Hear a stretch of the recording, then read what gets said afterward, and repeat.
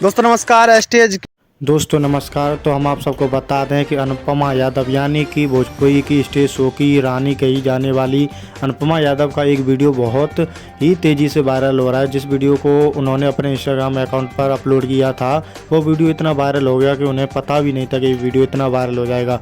तो हम आप सबको बता दें कि भोजपुरी इंडस्ट्री की अनुपमा यादव जो स्टेज शो पर चढ़ते ही उनके बवाल मच जाता है, जिनके गाने विदेशों में भी ट्रेंड करते हैं और जो रील बनाते हैं इनके गानों पे बहुत ज़्यादा अपना रील का असर भी दिखाते हैं। अनुपमा यादव पवन सिंह यानी कि भोजपुरी के पावर स्टार कहे जाने वाले पवन सिंह के साथ भी रही हैं। और हम बता दें कि खेसारी जी के साथ भी उन्होंने अपना एक पिक्चर अपलोड किया था, वो बहुत तेज़ी से वायरल हुआ था। लेकिन हम आप सबको बता दें जो अनुपमा यादव ने ये शादी वाला वीडियो वायरल किया है वो कोई सही वीडियो नहीं है। बस बिक्कू नाम से ये कोई बंदा उससे शादी का वीडियो जो वायरल हो रहा है वो बिल्कुल गलत वीडियो है। हम आप सब